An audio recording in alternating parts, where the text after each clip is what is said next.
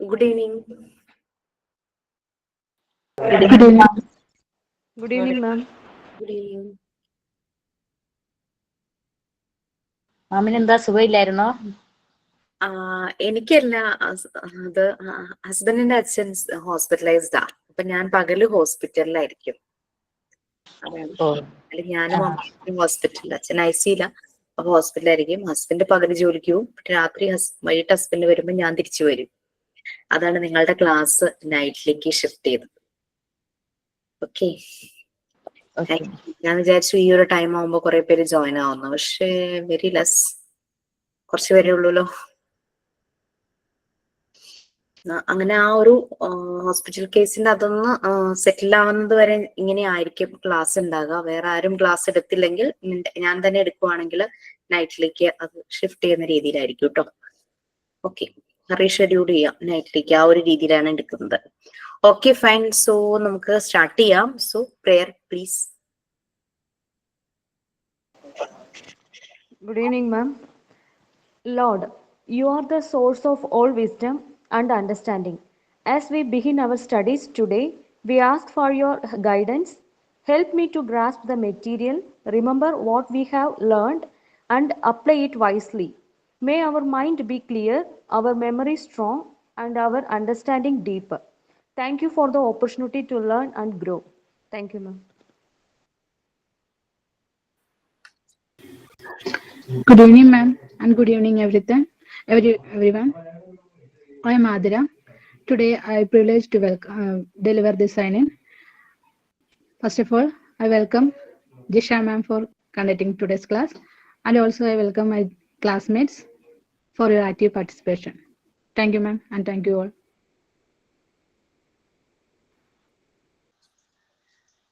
Good evening, all of you. Thought of the day. Believe in yourself and you will achieve great things. A smile is the best gift you can give to others. Every day is a new chance to be kind and helpful. Small actions can make a big difference. Thought of the day by Asina. Thank you. Okay, fine. So എനിക്ക് last class എവിടെയാണെന്നൊന്നും ഒരു ഓർമ്മയില്ല. But one thing, നിങ്ങൾക്ക് കുറെ assignments തരാറുണ്ട് teachers, activities തരാറുണ്ട്. അതുപോലെ തന്നെ record writing, അങ്ങനെ എഴുതാൻ തുടങ്ങുമ്പോൾ കുറെ കൺഫ്യൂഷൻസ് വരും. It's true. അപ്പൊ അത് നമുക്ക് ക്ലാസ്സിൽ ഒന്ന് ക്ലാരിഫൈ ചെയ്യുകയാണെങ്കിൽ ബാക്കിയുള്ളവർക്കും ഹെൽപ്ഫുൾ ആയിരിക്കും. ഓരോരുത്തരും പേഴ്സണലി ചോദിക്കുമ്പോൾ ചിലപ്പോൾ ഞാൻ ഇതുപോലെ എന്തെങ്കിലും തിരക്കിലൊക്കെ ആണെങ്കിൽ എനിക്ക് കറക്റ്റ് ആയിട്ട് പറഞ്ഞു തരാനായിട്ട് ചിലപ്പോൾ ബുദ്ധിമുട്ടുണ്ടായെന്ന് വരും. അങ്ങനത്തെ സിറ്റുവേഷൻസ് വരും. But you can contact me personally for your personal things. Like നിങ്ങൾക്ക് എന്തെങ്കിലും ഷെയർ ചെയ്യാനുണ്ടോ, അങ്ങനെയുള്ള കാര്യങ്ങളൊക്കെ ഷെയർ ചെയ്യാം. ക്ലാസ് റിലേറ്റഡ് കാര്യങ്ങൾ നമുക്ക് ക്ലാസ്സിൽ തന്നെ ക്ലാരിഫൈ ചെയ്യുമ്പോൾ കുറെ പേർക്ക് കാര്യങ്ങൾ മനസ്സിലാവുകയും ചെയ്യും. റെക്കോർഡ് ക്ലാസ് കാണുന്നവർക്കും ഒരു ഐഡിയ കിട്ടും ക്ലാസ്സിൽ തന്നെ നമ്മൾ ക്ലിയർ ചെയ്ത് പോകുമ്പോൾ. ഒരു ബാച്ചല്ലല്ലോ, പല ബാച്ചല്ലല്ലോ. അപ്പൊ ഓരോരുത്തരും അതിന്റെ ഡൗട്ട്സ് ഇങ്ങനെ പേഴ്സണലി ചോദിക്കുമ്പോൾ ചിലപ്പോൾ ഞാൻ പിന്നെ പറഞ്ഞു കൊടുക്കാന്ന് വിചാരിക്കുമ്പോ എന്താന്ന് വെച്ചാൽ ഞാൻ അതങ്ങ് വിട്ടുപോകും, ആരാ ചോദിച്ചതെന്നൊക്കെ മറന്നു. കുറെ ഇങ്ങനെ സേവ് ചെയ്ത് വെച്ചാലും ഓർക്കില്ല ചിലപ്പോ ആരാന്ന്. അപ്പോ എന്തെങ്കിലും നിങ്ങൾക്ക് റിഗാർഡിങ് ഇതുവരെയുള്ള വർക്കുകള്, നിങ്ങൾക്ക് മോക്ക് ടെസ്റ്റുകൾ കിട്ടിയല്ലേ, അത് ചെയ്തു നോക്കിയോ? അത് കൺഫ്യൂഷൻ ഒന്നും ഇല്ലല്ലോ? സബ്മിറ്റ് ചെയ്യണ രീതിയും എല്ലാം മനസ്സിലായല്ലോ? മനസ്സിലായോ? ഓക്കെ, ലിങ്ക് ഒക്കെ ഓപ്പൺ ചെയ്ത് സബ്മിറ്റ് ചെയ്യുന്ന രീതിയൊക്കെ മനസ്സിലായി. ഇനി assignments regarding any doubts?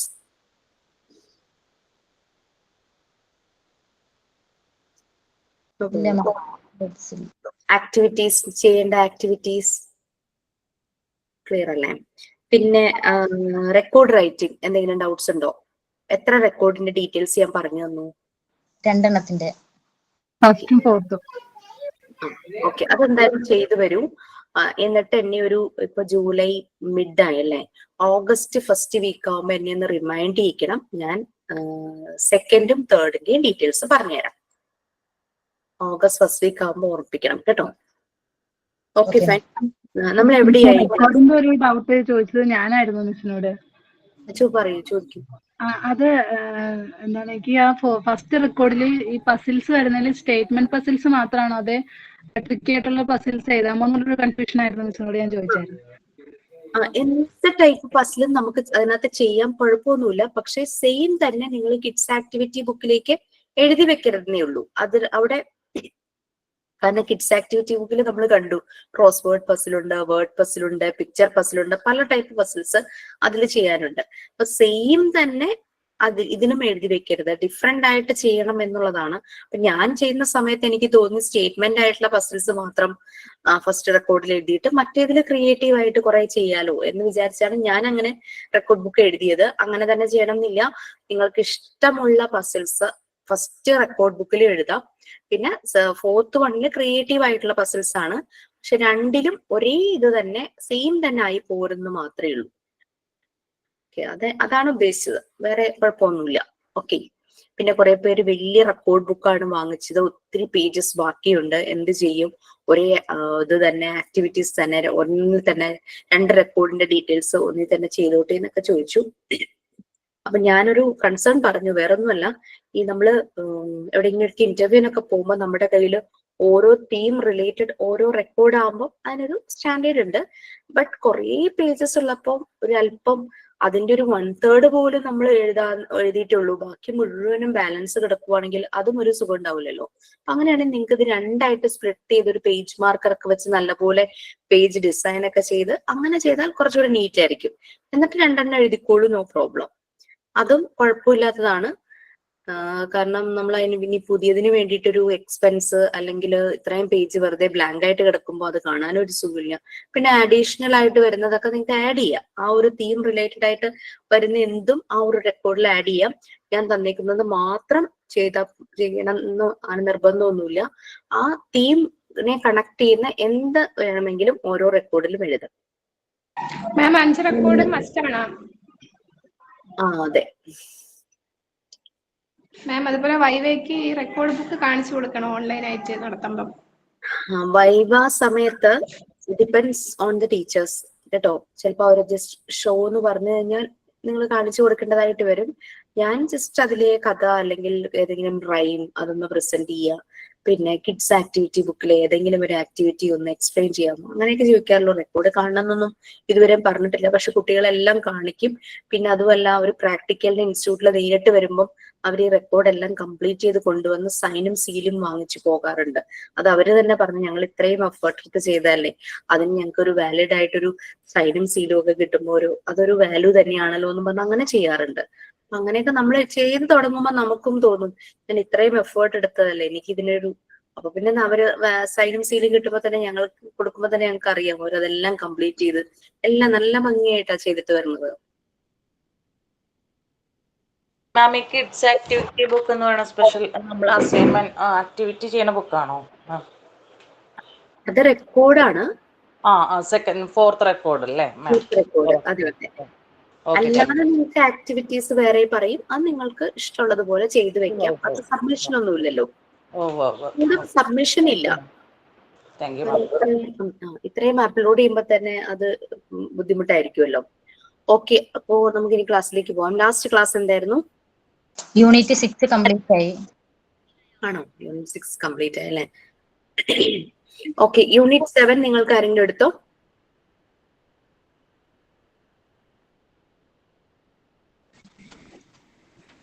Aswathy മാം എടുത്തു. യെസ് മാം, അതെടുത്തു, കംപ്ലീറ്റ് ആക്കി.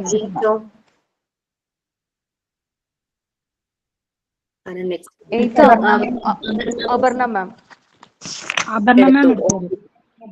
ഓക്കെ, പാർട്ട് 2 സ്റ്റാർട്ട് ചെയ്തോ ആരെങ്കിലും? Unit 1 Aparna miss. Okay, fine. Aparna miss, Aswathy miss, ഞാൻ, പിന്നെ ആരെങ്കിലും ഉണ്ടോ നിങ്ങൾക്ക് എടുക്കാൻ? ഇംഗ്ലീഷ് അല്ലാതെ ഇംഗ്ലീഷ് അശ്വതി മിസ് ആണ്. അപർണ മിസ്, അശ്വതി മിസ്, ഞാനല്ലേ ഉള്ളൂ. പിന്നെ മോണ്ടിസോറിയുടെ ഭാഗങ്ങൾ എടുക്കുന്നേ. എനിക്ക് അടുത്ത യൂണിറ്റ് ഏതാന്ന് വേണ്ടിട്ടാട്ടോ ചോദിച്ചത്. അപ്പൊ നമുക്ക് പാർട്ട് 2 ആണ് ഇനി സ്റ്റാർട്ട് ചെയ്യാൻ പോകുന്നത്. പാർട്ട് 1 നിങ്ങളുടെ ഫിനിഷ് ആയിട്ടുണ്ട്. പാർട്ട് 2 ഞാൻ സൈക്കോളജിക്കൽ ഫസ്റ്റ് എയ്ഡ് എടുത്തോ? PFA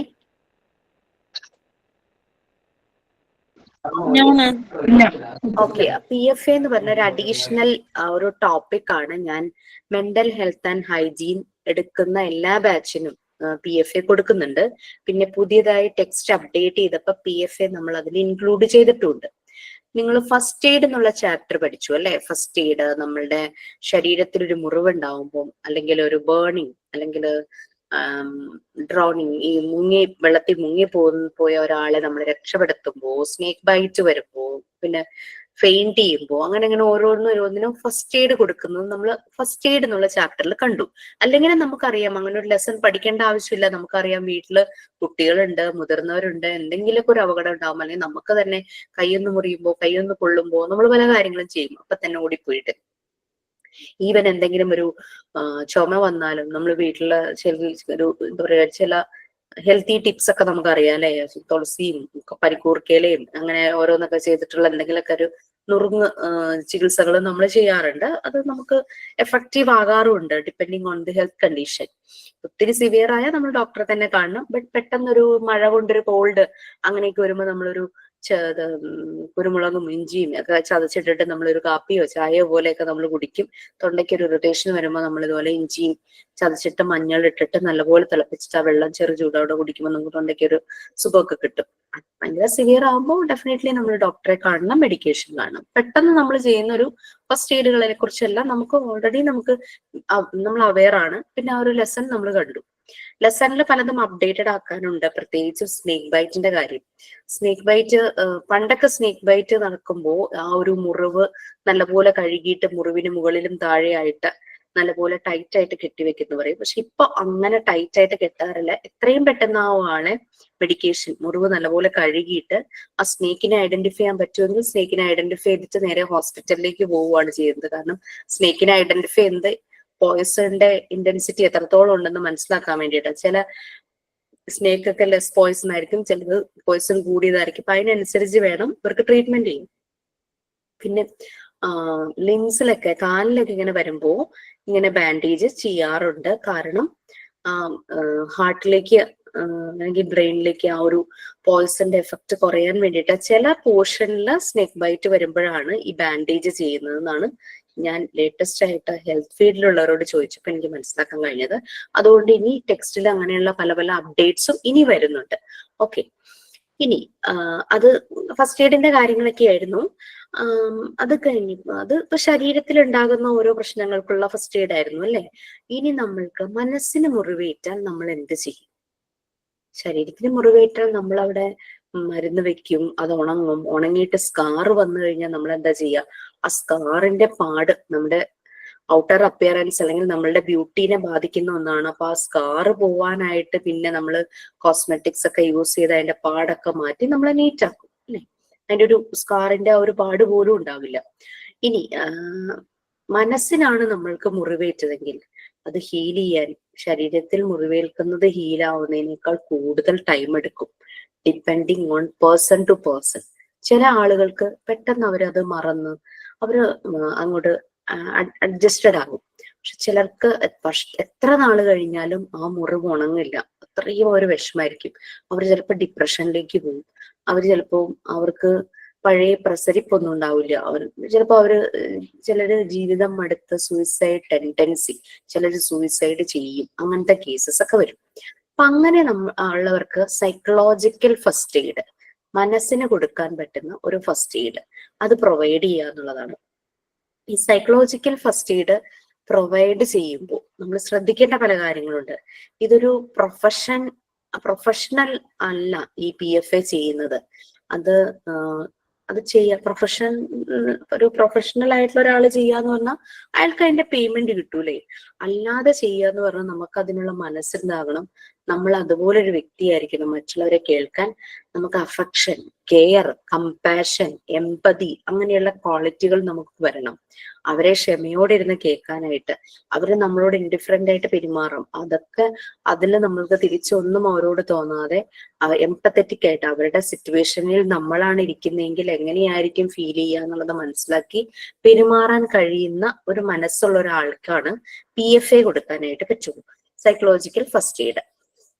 അപ്പൊ എനിക്ക് തോന്നി ഈ ഒരു ടോപ്പിക്കും കൂടെ ഉണ്ടെങ്കിൽ ഒരു മോണ്ടിസോറി ടീച്ചർ ആയാലും അല്ലാതെ ഒരു ടീച്ചർ ആയാലും നല്ലതായിരിക്കും. കാരണം മുന്നിൽ വരുന്ന കുട്ടികളുടെ പ്രശ്നങ്ങൾ നിങ്ങൾക്ക് മനസ്സിലാകും, അവരുടെ പ്രോബ്ലംസ് മനസ്സിലാകും. ചിലപ്പോൾ അവരുടെ പാരന്റ്സിന്റെ എന്തെങ്കിലും, that's so sad. Okay Aswathy, കാരണം അതാണ് ആളുകൾ നമ്മൾ വിചാരിക്കില്ല, നമ്മൾ പറയാറില്ലേ സൂയിസൈഡ് എന്റെ കേസ്, അയ്യോ ഞാൻ ഇന്ന് രാവിലെയും കൂടെ കണ്ടതാണല്ലോ, എന്നോട് ചിരിച്ച് സംസാരിച്ചു, എന്താ പറ്റിയെന്നറിയില്ല അല്ലെ. അവരുടെ ഉള്ളിലുള്ള ആ ഒരു വിഷമം നമ്മൾ അറിയാണ്ട് പോകുന്നു. അപ്പൊ അത് എന്താണെന്നറിയില്ലല്ലോ, രാവിലെ കൂടെ അങ്ങനെ നമ്മൾ പറഞ്ഞ പലപ്പോഴും, അല്ലെങ്കിൽ നമ്മളുടെ വീട്ടിലുള്ള ആരെങ്കിലും പറഞ്ഞു കേൾക്കുമായിരിക്കും ഏതെങ്കിലും വ്യക്തി സൂയിസൈഡ് ചെയ്യുമ്പോൾ നമുക്ക് നേരിട്ട് അനുഭവം ഉണ്ടായിരിക്കും. അപ്പൊ അശ്വതി പറയണ്ടായിരുന്നു അശ്വതിയുടെ ഒരു ഫ്രണ്ട് സൂയിസൈഡ് ചെയ്തു എന്നുള്ള കാര്യം. ഇനി നമുക്കറിയാം നമ്മൾക്ക് ലൈഫിൽ എപ്പോഴും ഹാപ്പിനെസ് അല്ല, ലൈഫിൽ അപ്പ് ആൻഡ് ഡൗൺസ് ഉണ്ട്. ചിലപ്പോൾ നമുക്ക് ചില നഷ്ടങ്ങൾ സംഭവിക്കാം, ചിലപ്പോൾ ജോലിയിൽ എന്തെങ്കിലും ബുദ്ധിമുട്ടുകൾ വരാം, നമ്മുടെ ഫാമിലിയിൽ എന്തെങ്കിലും ഇഷ്യൂസ് വരാം, നമുക്ക് ലോസ്, നമുക്ക് പണം നഷ്ടപ്പെടാം, നമുക്ക് നമ്മുടെ വീട് നഷ്ടപ്പെടാം, എന്തെങ്കിലും ഫ്ലഡോ അങ്ങനെയൊക്കെ വരുമ്പോഴേക്കും ചിലപ്പോൾ നമ്മൾ അതുവരെയും സ്വരുക്കൂട്ടിയ സാധനങ്ങൾ മുഴുവനും നഷ്ടപ്പെടും. നമ്മൾ പഠിച്ചുണ്ടാക്കിയ സർട്ടിഫിക്കറ്റ് മുഴുവൻ ആ വെള്ളത്തിൽ കുതിർന്നു പോയിട്ടുണ്ടാവും. അങ്ങനെ പല രീതിയിലും നമുക്ക് ലോസ് സംഭവിക്കും. അല്ലെങ്കിൽ നമുക്കൊരു ക്രിട്ടിക്കൽ ഇൽനെസ് വരാം, അല്ലെ, ഒരു അസുഖം വരാം. അസുഖം വരുമ്പോൾ തന്നെ നമ്മൾ പലപ്പോഴും ഡിപ്രഷനിലേക്ക് പോവാറുണ്ട്. അപ്പൊ അങ്ങനെയും സങ്കടങ്ങൾ വരാം. ഇങ്ങനെയൊക്കെ വരുമ്പോൾ ആ വ്യക്തി വളരെയധികം സങ്കടത്തിലേക്ക് പോകും. ചിലർക്ക് ആ ഒരു സങ്കടം, മേ ബി ആ ഒരു ദുഃഖം അവരത് മാനേജ് ചെയ്യും. അവർക്ക് വന്ന ആ ഇമോഷൻസിനെ അവർക്ക് മാനേജ് ചെയ്ത് ബാലൻസ് ചെയ്യാനായിട്ട് പറ്റും. അങ്ങനെയുള്ളവരുടെ മെന്റൽ ഹെൽത്ത് ഒക്കെയാണ്. ചിലർക്ക് അത് മാനേജ് ചെയ്യാൻ പറ്റാതെ വരും. ആ സങ്കടം പിന്നെ ഡിപ്രഷനിലേക്ക് പോകും. ഡിപ്രഷൻ പിന്നെ ക്ലിനിക്കൽ ഡിപ്രഷനിലേക്ക് പോകും, മെഡിസിൻ എടുക്കേണ്ടതായിട്ട് വരും. അപ്പോഴും ശ്രദ്ധിക്കാതെ, അങ്ങനെ ആ വ്യക്തിയെ ശ്രദ്ധിക്കാതെ അയാൾ മെഡിസിൻസ് ഒന്നും ഫോളോ ചെയ്തില്ലെങ്കിൽ അയാളിലേക്ക് തോട്ട്സ് വരും. എന്ത് തോട്ട്സ്? Suicidal thoughts. ആ ഒരു തോട്ട്സ് വരുന്നു. പിന്നെ പിന്നെ മീൻസ് ആയി അത് ചെയ്യാനുള്ള മാർഗങ്ങൾ കണ്ടുപിടിക്കാൻ തുടങ്ങും. പിന്നെ അത് ചെയ്യും, സൂയിസൈഡ് ചെയ്യും. അങ്ങനെയാണ് പലപ്പോഴും ഡിപ്രഷന്റെ ആ ഒരു ഇന്റൻസിറ്റി കൂടുന്നതിനനുസരിച്ച് ആളുകൾ സൂയിസൈഡ് ചെയ്യാനുള്ള ഒരു കാരണം. ഇനി നമ്മൾക്ക് ലൈഫിൽ അപ്പ് ആൻഡ് ഡൗൺസ് ഉണ്ട്, വിഷമങ്ങളുണ്ട്, എല്ലാം ഉണ്ട്. കുട്ടിയുള്ളതാണോ? 6 വർഷം കഴിഞ്ഞാണ് മോളുണ്ടായത്. കാരണം ഒന്നും അറിയില്ല അല്ലെ ചിലത്. Okay okay. ഇനി ആ കുഞ്ഞിന്റെ കാര്യം ഓർക്കുമ്പോ ഒരു വിഷമല്ലേ. അതാണ് കൊച്ചിനെ ആരുമില്ലാത്ത രീതിയായി പോയി. അപ്പൊ ഇത് നമുക്ക് അങ്ങനെ പല വ്യക്തികളും നമ്മുടെ ചുറ്റുപാടും ഉണ്ടായിരിക്കും. നമ്മുടെ ഫ്രണ്ട്സിലുണ്ടായിരിക്കും, നമ്മുടെ വീട്ടിലുണ്ടായിരിക്കും, നമ്മൾ വർക്ക് ചെയ്യുന്ന സ്ഥലങ്ങളിലുണ്ടായിരിക്കും.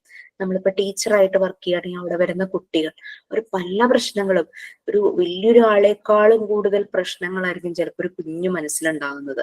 അപ്പൊ അത് മനസ്സിലാക്കി അവർക്ക് വേണ്ടുന്ന ഒരു സപ്പോർട്ട് കൊടുക്കുക. അതാണ് PFA എന്ന് പറയുന്നത്. നമ്മുടെ വീട്ടില് ഇതുപോലെ തന്നെ നമ്മള് ചിലപ്പോൾ വീട്ടിലെ ജോലികളും കാര്യങ്ങളൊക്കെ ആയിട്ട് തിരക്കായിരിക്കും.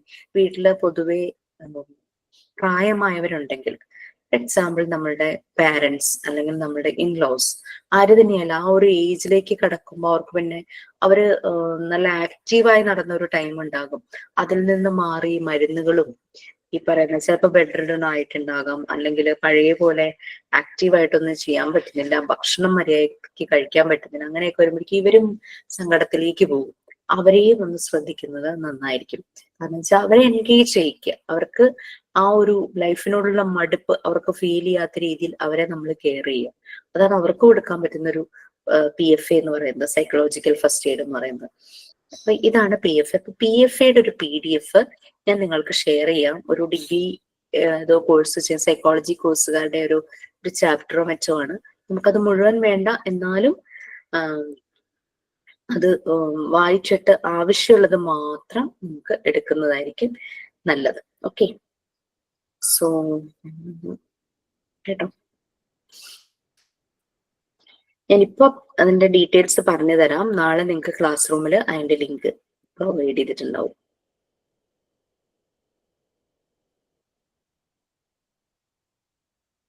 സൈക്കോളജിക്കൽ ഫസ്റ്റ് എയ്ഡിന് 7 തീംസ് ആണ് മെയിൻ ആയിട്ടുള്ളത്. നമുക്കറിയാം, ഇങ്ങനെ ഡിപ്രഷൻ അല്ലെങ്കിൽ ലോസ് അല്ലെങ്കിൽ എന്തെങ്കിലും വേദന അങ്ങനെയൊക്കെ ആയിട്ടിരിക്കുന്ന ഒരു വ്യക്തി എന്ന് പറയുമ്പോൾ അയാൾക്ക് എന്താണ് നമുക്ക് ആദ്യം ആവശ്യം, അതാണ് നമ്മൾ ഫസ്റ്റ് കാണുന്നത്. അതാണ് 7 തീംസ് ഉണ്ടെന്നാണ് പറയുന്നത്. 7 തീംസ് ഉണ്ട്. അപ്പൊ അങ്ങനെയുള്ളവർക്ക് നമ്മൾ പോയി അവരുടെ കൂടെ ഇരുന്ന് കരയുക എന്നുള്ളതല്ല, അവർക്ക് പ്രാക്ടിക്കൽ ആയിട്ടുള്ള കെയറും സപ്പോർട്ടും പ്രൊവൈഡ് ചെയ്യുക. First theme, provide practical care and support. നമ്മൾ കണ്ടിട്ടില്ലേ, ചിലപ്പോൾ നമ്മുടെ ഏതെങ്കിലും ഒരു അടുത്ത സുഹൃത്തിന്റെ വീട്ടിലൊരു മരണം സംഭവിച്ചു കഴിഞ്ഞു കഴിഞ്ഞാൽ നമ്മൾ എന്താ, നമ്മൾ എത്രയും പെട്ടെന്ന് അവിടെ എത്തും. വേറെ ഒന്നിനുമല്ല, ആ ഒരു ഫ്രണ്ടിന് ആ സമയത്ത് ഭയങ്കര ഡൗൺ ആയിരിക്കും, അയാളെ ഒന്ന് സപ്പോർട്ട് ചെയ്യാൻ അല്ലെ. അയാൾ കരയുന്നെങ്കിൽ കരഞ്ഞോട്ടെ, നമ്മുടെ തോളത്ത് ചാരി കരയുവാണെങ്കിൽ കരയട്ടെ, ചിലപ്പോൾ നമ്മുടെ കൈ പിടിച്ച് കരയുമായിരിക്കും. Let them cry. കരഞ്ഞ് അത് മുഴുവൻ ഉള്ളിൽ ഇങ്ങനെയുള്ള ദുഃഖം മുഴുവനും പുറത്തേക്ക് വെന്റിലേറ്റ് ചെയ്യാനായിട്ട് നമ്മൾ സപ്പോർട്ടായിരിക്കും ചിലപ്പോൾ വേണ്ടത്. നമുക്ക് അതായിരിക്കും ചിലപ്പോൾ ആ സമയത്ത് ചെയ്യാൻ പറ്റുന്നത്. അപ്പൊ provide practical care and support PFAയുടെ ഒരു തീമാണ്, ഫസ്റ്റ് തീം എന്ന് പറയുന്നത്. പിന്നെ ഇവരുടെ നീഡ്സും കൺസേൺസും നമ്മളൊന്ന് അനലൈസ് ചെയ്യുക. Assess needs and concerns. ഇപ്പൊ ഞാൻ പറഞ്ഞു, നാച്ചുറൽ കലാമിറ്റീസ് ഒക്കെ വരുമ്പോൾ, ഫ്ലഡ് ഒക്കെ വരുമ്പോൾ കുറെ പേർക്ക് വീട്ടിൽ താമസിക്കാൻ പറ്റാത്ത രീതിയിൽ വെള്ളം കയറിയിട്ടുണ്ടാവും അല്ലെ. അപ്പൊ അവരേതെങ്കിലും ക്യാമ്പിലേക്കൊക്കെ മാറ്റിയിട്ടുണ്ടാവും. അപ്പൊ ഇനീഷ്യലി അവരുടെ നീഡ്സും കൺസേൺസും എന്താണെന്ന് നമ്മൾ മനസ്സിലാക്കുക. ഈ ഒരു വ്യക്തിയുടെ, ഇപ്പൊ നാച്ചുറൽ കലാമിറ്റി മാത്രമല്ല, വേറെ പലതും ഉണ്ടായിരിക്കും. രോഗം വന്ന് ബുദ്ധിമുട്ടുന്നവര്, അല്ലെങ്കിൽ ബന്ധുക്കളെ നഷ്ടപ്പെട്ടവര്, അങ്ങനെയൊക്കെ. ചിലപ്പോ ചില ഫ്ലഡ് ഒക്കെ വരുമ്പോഴേക്കും ചിലപ്പോൾ ഒറ്റയ്ക്കായി പോകുന്നവരുണ്ടാകും, പാരന്റ്സ് നഷ്ടപ്പെട്ടവരുണ്ടാവും, അല്ലെങ്കിൽ കുട്ടികൾ നഷ്ടപ്പെട്ട മാതാവ് ഉണ്ടാവും, പിതാവ് ഉണ്ടാവും, അങ്ങനെ ഇങ്ങനെ പല കാര്യങ്ങളും വരും. ഓക്കെ, അപ്പൊ ഇവരുടെ നീഡ്സും കൺസേൺസും നമ്മളൊന്ന് അസസ് ചെയ്യുക, അനലൈസ് ചെയ്യുക, മനസ്സിലാക്കുക. കുറെ കാശ് കൊടുക്കുന്നതല്ല കേട്ടോ PFA എന്ന് പറയുന്നത്. കാശ് കൊടുത്തങ്ങ് പോവാന്നുള്ളതല്ല. അതാണ് PFAയുടെ തീംസിന്റെ ഒരു പ്രത്യേകത. ഫസ്റ്റ് നമ്മൾ പറഞ്ഞു practical care and support provide ചെയ്യുക എന്ന് പറഞ്ഞു. നെക്സ്റ്റ് അവരുടെ നീഡ്സും കൺസേൺസും അസസ് ചെയ്യുക, അനലൈസ് ചെയ്യുക, നമ്മൾ മനസ്സിലാക്കുക. മൂന്നാമത്തത്, നമുക്കറിയാം ഏതൊരു മനുഷ്യനും ബേസിക് നീഡ്സ് ആവശ്യമാണ്. ഫുഡ്, ഷെൽട്ടർ, വാട്ടർ, അങ്ങനെയുള്ള കാര്യങ്ങളെല്ലാം അല്ലെ. അപ്പൊ ഹെൽപ്പ് വിത്ത് ബേസിക് നീഡ്സ്, അവർക്ക് വേണ്ടുന്ന ബേസിക് നീഡ്സ് പ്രൊവൈഡ് ചെയ്യാനായിട്ട് ഹെൽപ്പ് ചെയ്യുക. നമ്മൾ കയ്യിൽ നിന്ന് കാശെടുത്ത് വാങ്ങിച്ചു കൊടുക്കുക എന്നുള്ളതല്ല, ഇങ്ങനെയുള്ളവർക്ക് ആ ഒരു ബേസിക് നീഡ്സ് കിട്ടാനുള്ള സോഴ്സസുമായിട്ട് നമുക്ക് കണക്ട് ചെയ്യാം. അങ്ങനെയുള്ള വോളണ്ടിയേഴ്സ് ഉണ്ടായിരിക്കും, NGOs ഉണ്ടായിരിക്കും, ഗവൺമെന്റിന്റെ സൈഡിൽ നിന്ന് പ്രൊവൈഡ് ചെയ്യുന്നുണ്ടാവും. ആ സോഴ്സസ് ഒക്കെ ആയിട്ട് നമുക്ക് കണക്ട് ചെയ്ത് കൊടുക്കാം. അല്ലാണ്ട് ഒരു വ്യക്തി എന്ന നിലയിൽ നമുക്ക് പോയിട്ട് കാശ് കൊടുത്ത് എപ്പോഴും സപ്പോർട്ട് ചെയ്യാൻ പറ്റില്ലല്ലോ. Basic needs, help with basic needs, അതായത് ഫുഡ്, വാട്ടർ ആൻഡ് ഇൻഫർമേഷൻ. ഭക്ഷണം, വെള്ളം, ഷെൽട്ടർ, അങ്ങനത്തെ കാര്യങ്ങളെല്ലാം വരും. But at the same time information. അപ്പൊ നമ്മൾ പറഞ്ഞു ഫ്ലഡില് സർട്ടിഫിക്കറ്റ്സ് നഷ്ടപ്പെട്ടു പോയി, ഇത് തിരിച്ചെടുക്കണം, അല്ലെങ്കിൽ ആധാരമൊക്കെ പോയി വീടിന്റെ, ഇത് തിരിച്ചെടുക്കണമെങ്കിൽ ഏത് അതോറിറ്റിയുമായിട്ട് കണക്ട് ചെയ്യണം എന്നുള്ളതൊന്നും ചിലപ്പോൾ അവർക്ക് അറിയില്ല. അപ്പൊ അങ്ങനെയുള്ള ഇൻഫർമേഷൻസ് ഇവർക്ക് കൊടുക്കാം. ഇതൊരു എക്സാമ്പിൾ ആയിട്ട് പറഞ്ഞത്. അതുപോലെ പല കാര്യങ്ങളും. അപ്പൊ മൂന്നാമത്തെ തീമായിട്ട് പറഞ്ഞതാണ് help with basic needs. Basic needs provide ചെയ്യുന്ന കാര്യത്തിൽ അവരെ ഹെൽപ്പ് ചെയ്യുക. Example food, water, shelter, information, അങ്ങനത്തെ കാര്യങ്ങൾ. അടുത്തത് വളരെ ഇമ്പോർട്ടന്റ് ആയിട്ടുള്ള കാര്യങ്ങൾ, ലിസൺ, അവരെ കേൾക്കുക. But don't pressure them to talk. അവരെ പ്രഷറൈസ് ചെയ്ത് സംസാരിപ്പിക്കരുത്. അവരെ കേൾക്കുക. ഈ കേൾക്കുന്നത് തന്നെ ലിസൺ വിത്ത് ഹാർട്ട്, നമ്മളുടെ ഹൃദയം കൊണ്ട് കേൾക്കുക. ചുമ്മാ ഒരു പറയണത് ഇങ്ങനെ കേട്ട് പോവാന്നുള്ളതല്ല, നമ്മളുടെ ഹൃദയം കൊണ്ട് തന്നെ അവരെ കേൾക്കണം. ആക്റ്റീവ് ലിസണിങ് അല്ലെ. Listen but don't pressure them to talk. ചിലപ്പോൾ അവർ കുറേ നേരം മിണ്ടാതിരിക്കുമായിരിക്കും, അങ്ങനത്തെ ഒരു ട്രോമയിലായിരിക്കുമല്ലോ, അത് ഷോക്കിലൊക്കെ ആയിരിക്കും. പക്ഷെ അവരെ പ്രഷറൈസ് ചെയ്യരുത് സംസാരിക്കാനായിട്ട്. പിന്നെ അവരെ എപ്പോഴും കംഫേർട്ട് ചെയ്യിക്കുക, ടെൻഷൻ അടിപ്പിക്കരുത്. അവരെ കംഫേർട്ട് ചെയ്യിക്കുക, അവരെ ഹെൽപ്പ് ചെയ്യുക. എപ്പോഴും കാമായിട്ടിരിക്കാൻ വേണ്ടിയിട്ട് അവരെ ഹെൽപ്പ് ചെയ്യുക, കംഫേർട്ട് ചെയ്യിക്കുക. പിന്നെ next, connect them to information. അവർക്ക് വേണ്ടുന്ന ഇൻഫർമേഷൻ, സർവീസസ്, സോഷ്യൽ സപ്പോർട്ട്, കുറച്ചു മുമ്പ് പറഞ്ഞില്ല, NGOs, ഗവൺമെന്റ് അതോറിറ്റീസ്, ഇവരുമായിട്ടൊക്കെ കണക്ട് ചെയ്യിക്കുക. കാരണം അവരൊന്ന് കംഫർട്ട് ആവുമ്പോഴേക്കും നിങ്ങൾക്ക് ഇങ്ങനെയുള്ള സപ്പോർട്ടുകളെല്ലാം ഇതുപോലുള്ള അതോറിറ്റീസ് പ്രൊവൈഡ് ചെയ്യും. ആ കാര്യത്തിലൊന്നും ടെൻഷൻ വേണ്ട. അത് എന്താണ്, ലൈസൺ ഓഫീസേഴ്സ് ഒക്കെ ഉണ്ടാവുമായിരിക്കും, അവരുമായിട്ടൊക്കെ കണക്ട് ചെയ്യുക. ഇപ്പൊ വീടിന്റെ ആധാരം നഷ്ടപ്പെട്ടു പോയി, വീട് മുഴുവൻ ഒഴിച്ചു പോയെങ്കിൽ അത് തിരിച്ച് റീഹാബിലിറ്റേറ്റ് ചെയ്യാനായിട്ട് എന്തൊക്കെ ചെയ്യണം, സർട്ടിഫിക്കറ്റ്സ് നഷ്ടപ്പെട്ടു പോയിട്ടുണ്ടെങ്കിൽ അങ്ങനെ, അല്ലെങ്കിൽ ആരെങ്കിലും ബന്ധത്തിലുള്ള ആരെങ്കിലും നഷ്ടപ്പെട്ടു പോയെങ്കിൽ എന്തൊക്കെ കാര്യങ്ങൾ. അപ്പൊ അങ്ങനെയുള്ളവരുമായിട്ടുള്ള ഇൻഫർമേഷൻസുമായിട്ടും അതുപോലെ തന്നെ സർവീസസ്, സോഷ്യൽ സപ്പോർട്ടുമായിട്ടും കണക്ട് ചെയ്യും. Next, protect people from further harm. നമുക്കറിയാം, നമ്മുടെ ഒരു സുഹൃത്തിന്റെ വീട്ടിലൊരാള് അവർക്കൊരാളെ നഷ്ടപ്പെട്ടു, മരിച്ചുപോയി. നമ്മളവിടെ ആ ഡേയില് ചെല്ലുന്നു. അത് കഴിഞ്ഞിട്ട് നമ്മൾ അന്ന് പോയിട്ട് പിന്നെ നമ്മൾ തിരിഞ്ഞു നോക്കാതിരിക്കില്ലല്ലോ. നമ്മൾ ഒന്നില്ലെങ്കിൽ ഫോണിലൂടെ എങ്കിലും ആളോട് ചോദിക്കും, അല്ലെങ്കിൽ നമ്മൾ പോകും, വീണ്ടും പല ദിവസങ്ങളിലും പോകും. ആ ഫ്രണ്ടിനെ നമ്മൾ കൈവിടിയില്ല അല്ലെ, നമ്മളിങ്ങനെ അവരോട് സംസാരിച്ചുകൊണ്ടേയിരിക്കും. അപ്പൊ protect people from further harm, നമ്മളത് ഫോളോ അപ്പ് ചെയ്യുന്നു. കൂടുതൽ അവർ വിഷമം ആകുന്നതിൽ നിന്നും അവരെ പ്രൊട്ടക്ട് ചെയ്യുക. ഇതാണ് 7 തീംസ് PFAയുടെ സൈക്കോളജിക്കൽ ഫസ്റ്റ് എയ്ഡിന്റെ 7 themes. First one, provide practical care and support. പിന്നെ second one, assess needs and concerns. Assess, analyse ചെയ്യുക, മനസ്സിലാക്കുക അവരുടെ നീഡ്സും കൺസേൺസും. Third one, help with basic needs. അവർക്ക് ബേസിക് നീഡ്സ് എന്തായിരിക്കും? Like food, water, shelter, information, അങ്ങനെയുള്ളത്. ലിസൺ, അവരെ കേൾക്കുക. But don't pressure them to talk, നിർബന്ധിച്ച് സംസാരിപ്പിക്കരുത്. പിന്നെ always comfort them and make them feel calm, അവരെ നല്ല കാം ആക്കുക, കംഫർട്ട് ആക്കുക. Connect them to information, services and social support, അവർക്ക് കിട്ടാവുന്ന എല്ലാ ഫെസിലിറ്റീസുമായിട്ടും കണക്ട് ചെയ്യുക. പിന്നെ ഫോളോ അപ്പ് ചെയ്യുക, protect people from further harm, കൂടുതൽ വീണ്ടും അവർ വേദനിക്കാതിരിക്കാനായിട്ട് അവരെ പ്രൊട്ടക്ട് ചെയ്യുക. അതാണ്. ഓക്കെ, ഇത്രയുമാണ് PFAയുടെ 7 തീംസ്, മെയിൻ ആയിട്ട് വരുന്ന 7 തീംസ്. പിന്നെ 3 ഹെൽപ്ഫുൾ ഫാക്ടേഴ്സ് ഉണ്ട് ലോങ് ടേം റിക്കവറി. ഇപ്പോ എനിക്കുണ്ടാകുന്ന വിഷമം പോലെ ആയിരിക്കില്ല രശ്മിക്ക് ഉണ്ടാകുന്ന ഒരു വിഷമം എന്ന് പറയുന്നത്, അല്ലെങ്കിൽ അസീനയ്ക്ക് ഉണ്ടാകുന്നത്, ലവ്ലിക്ക് ഉണ്ടാവുന്നത്. കാരണം എനിക്കൊരു വിഷമം ഉണ്ടായി, എനിക്കത് കുറേ ദിവസം, ചിലപ്പോൾ മാസങ്ങൾ എടുത്തിട്ടുണ്ടാവും ഞാൻ അതിൽ നിന്നൊന്ന് പുറത്തു കിടക്കാനും അതൊന്ന് മാനേജ് ചെയ്യാനും. But at the same time Reshmi അത് കൂളായി ഹാൻഡിൽ ചെയ്ത് 1 വീക്ക് കൊണ്ട് ഓക്കെ ആയി കാണും. അതുകൊണ്ട് ഓരോരുത്തർക്കും ഉണ്ടാകുന്ന എന്താ പറയുക, ആ ഒരു ഗ്രീഫ്, അതുപോലെ തന്നെ ഫിയർ, പേടി എല്ലാം ഡിഫറെന്റ് ആയിരിക്കും. അല്ലാതെ ഞാനിത് ഒരു ദിവസം കൊണ്ട് ഞാനത് ഓക്കെ ആയി എന്ന് പറഞ്ഞിട്ട് നമുക്ക് ഒരാളോട് അങ്ങനെ നമ്മൾ പറയരുത്, നമ്മൾ അങ്ങനെ ജഡ്ജ് ചെയ്ത് പറയരുത്. കാരണം ഓരോരുത്തരുടെയും ആ ഒരു ഇമോഷണൽ ബാലൻസ് എന്ന് പറയുന്നത് ഇങ്ങനെ വേരി ചെയ്തുകൊണ്ടിരിക്കും അല്ലെ. ഒരാൾക്ക് പറ്റുന്ന പോലെ തന്നെ മറ്റൊരാൾക്ക് പറ്റണം എന്നില്ല. സോ അതുകൊണ്ട് we should respect others feelings and emotions. അപ്പൊ ഈ നമ്മൾ പറഞ്ഞു ഫോളോ അപ്പ് വേണം, നമ്മൾ അവരെ ഫർദർ ഹാമിൽ നിന്ന് പ്രൊട്ടക്ട് ചെയ്തുകൊണ്ടിരിക്കണം എന്നൊക്കെ പറഞ്ഞു. ലോങ് ടേം റിക്കവറി, എനിക്കറിയാവുന്ന ഒരു ഫാമിലി, നമ്മുടെ റിലേറ്റീവ് തന്നെയാണ്, ഹസ്ബൻഡിന്റെ ഒരു കുഞ്ഞമ്മയാണ്. അപ്പൊ കുഞ്ഞമ്മയുടെ അച്ഛൻ ഒരു ടീച്ചറായിരുന്നു, നല്ലൊരു ടീച്ചർ എന്ന് പറഞ്ഞു കഴിഞ്ഞാല് എല്ലാവർക്കും, നാട്ടുകാർക്കും വീട്ടുകാർക്കും ഒക്കെ വളരെ ഇഷ്ടമുള്ള ഒരു ടീച്ചർ. ഒരു ദിവസം ഞങ്ങൾ കേൾക്കുന്നത്, റിട്ടയർ ആയിട്ടോ, ഞങ്ങള് മോർണിംഗ് 6 മണിക്ക് എണീക്കുന്നത് ഇദ്ദേഹം ബാത്റൂമില് സൂസൈഡ് ചെയ്തു എന്ന് കേട്ടിട്ടാണ്. അപ്പൊ മക്കളുടെ കല്യാണം കഴിഞ്ഞു, കൊച്ചുമക്കളായി, നല്ല ഹാപ്പി ആയിട്ട് ജീവിക്കുക, യാതൊരു ടെൻഷൻസ് ഒരു ഭാഗത്തൊന്നും ഇല്ല ഫാമിലിയിൽ. അപ്പൊ ഇങ്ങനെ കേൾക്കുവാണ്, ഫിനാൻഷ്യലിയും പ്രശ്നമൊന്നുമില്ല. അപ്പൊ അങ്ങനെ അന്വേഷിച്ചപ്പോഴാണ് അറിയണത് ആൾക്ക് TB ഉണ്ടായിരുന്നു എന്ന്. അപ്പം സൂയിസൈഡ് ചെയ്യാനുള്ള കാരണം ഡോക്ടർ ഭയങ്കരമായിട്ട് പേടിപ്പിച്ചു, ഇത് സ്പ്രെഡ് ചെയ്യും, മറ്റുള്ളവരിലേക്ക് ആകുന്ന. അപ്പൊ പുള്ളിക്കുള്ള കൺസേൺ വൈഫുണ്ട്, മക്കളുണ്ട്, കൊച്ചുമക്കളുണ്ട്. അപ്പൊ ഞാൻ കാരണം അവർക്കത് പകരുമോന്നൊരു പേടി, അങ്ങനെ സൂയിസൈഡ് ചെയ്തത്.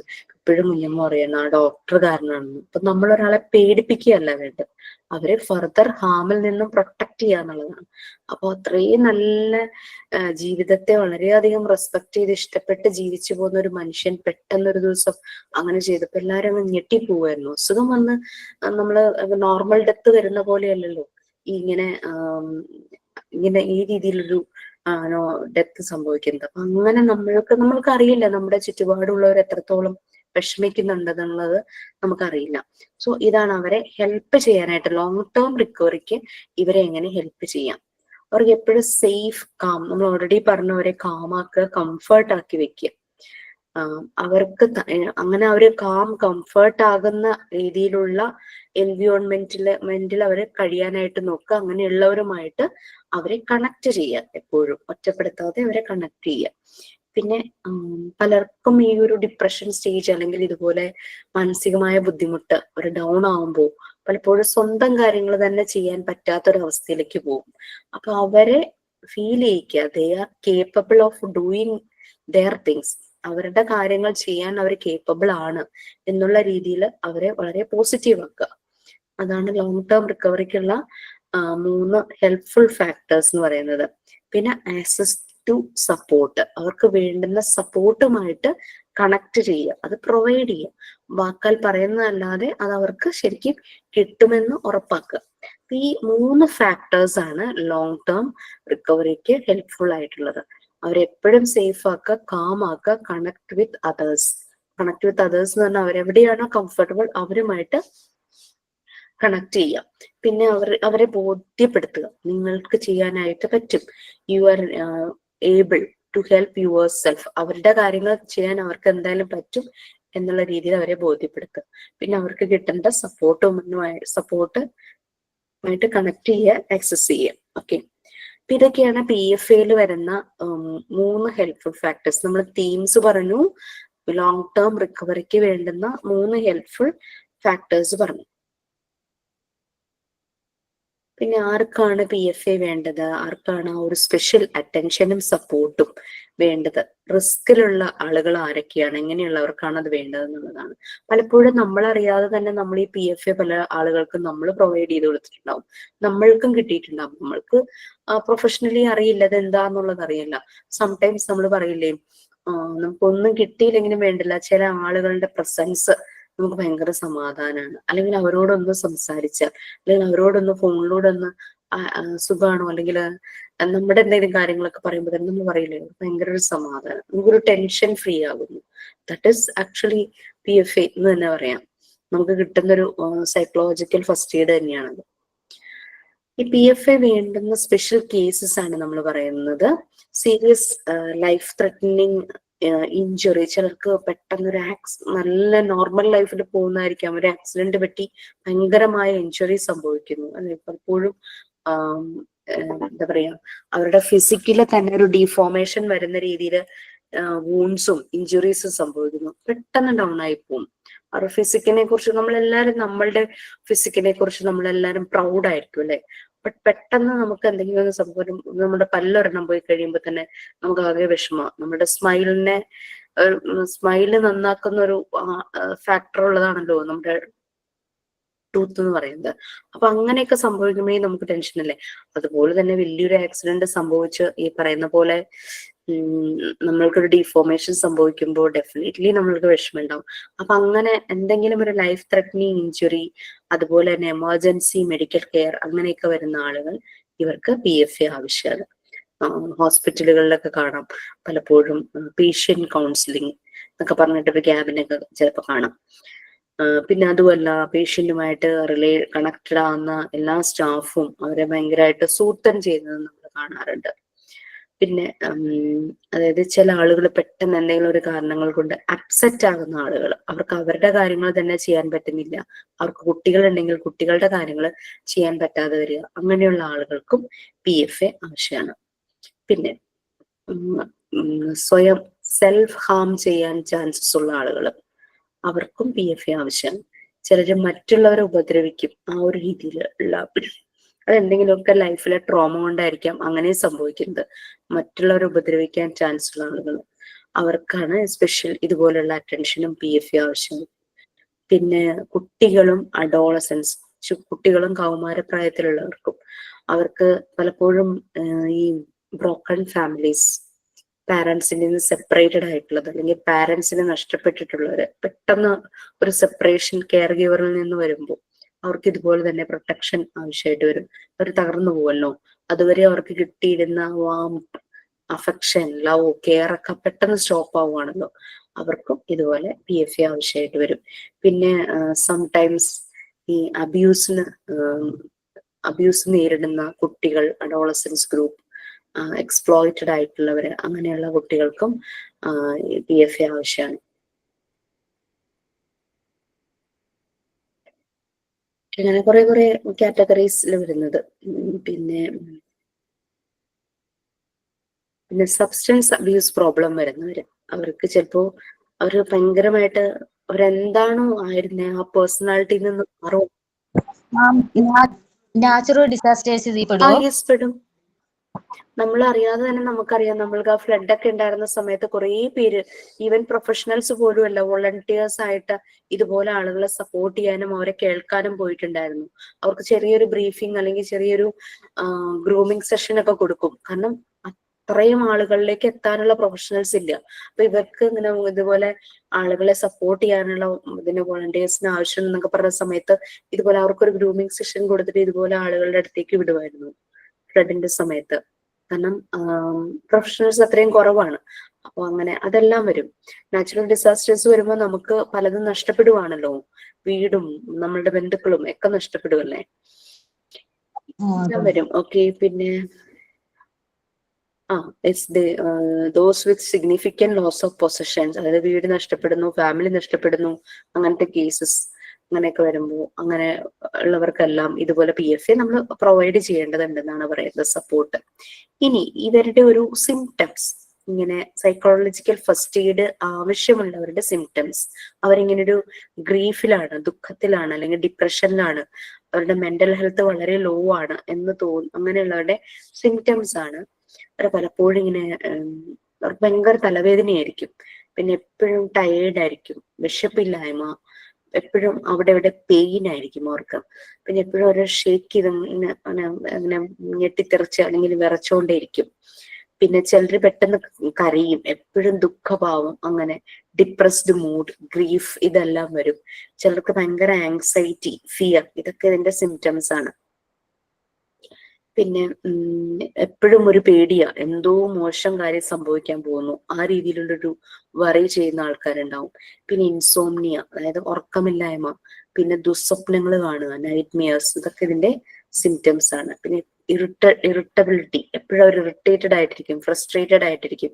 ചിലര് ദേഷ്യം കാണിക്കും, ഭയങ്കര ദേഷ്യം, പൊട്ടിത്തെറിക്കും, അങ്ങനെ വരുന്ന ആളുകള്. ചിലര് ഗിൽട്ട്, അതായത് കുറ്റബോധം, ഷെയിം, ഒരു നാണക്കേട്. നമ്മൾ പല കേസിലും കാണാറുണ്ടല്ലേ, ആക്സിഡന്റ് സംഭവിക്കുമ്പോൾ ഡ്രൈവർ രക്ഷപ്പെടും, ബാക്കി എല്ലാരും മരിച്ചു. ആ ഡ്രൈവറുടെ പിന്നത്തെ ഒരു അവസ്ഥ അല്ലേ. ഇത് മറ്റേ ആലപ്പുഴയിൽ മെഡിക്കൽ കോളേജ് സ്റ്റുഡൻസില് അങ്ങനെ ആക്സിഡന്റിൽ മരിച്ചില്ലേ, അതിൽ ഒരു കുട്ടിയോ അങ്ങനെ എന്തോ രക്ഷപ്പെടും എന്തോ ചെയ്തല്ലോ.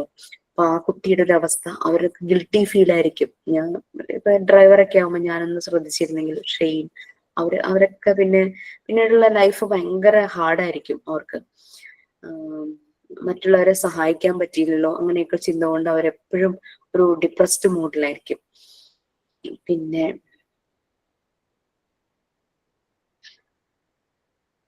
പിന്നെ ചില ആളുകൾ ഉണ്ടാവും, മറ്റുള്ളവരോട് റെസ്പോണ്ട് ചെയ്യില്ല, സംസാരിക്കില്ല, ഒരു റൂമിൽ ഇങ്ങനെ അടഞ്ഞ് കിടക്കും, കുളിക്കില്ല, ഭക്ഷണം കഴിക്കില്ല,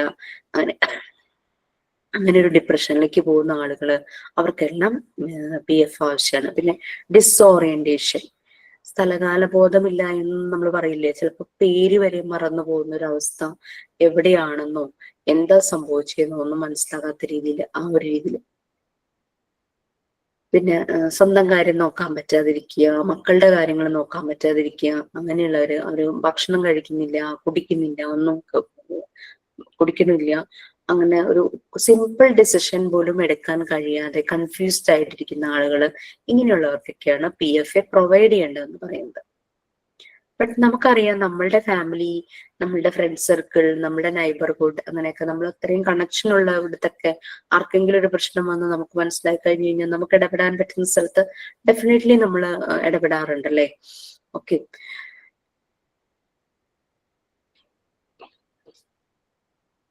ഇത്രയും കുറെ കാര്യങ്ങൾ അതിനകത്തുണ്ട്, നമുക്ക് ആവശ്യമുള്ളത് മാത്രം എടുത്താൽ മതി. പിന്നെ PFA നമ്മൾ പ്രൊവൈഡ് ചെയ്യുമ്പോൾ, ഒരു വ്യക്തിക്ക് നമ്മൾ സൈക്കോളജിക്കൽ ഫസ്റ്റ് എയ്ഡ് കൊടുക്കുമ്പോൾ നമ്മൾ ചെയ്യേണ്ടതും ചെയ്യാൻ പാടില്ലാത്തതുമായിട്ടുള്ള കാര്യങ്ങളുണ്ട്. അതൊരു ടേബിൾ പോലെ, ഡൂസ് ആൻഡ് ഡോൺസ് എന്ന് പറഞ്ഞിട്ട് ആ PDF-ലുണ്ട്, ഞാൻ ഷെയർ ചെയ്തേക്കാം.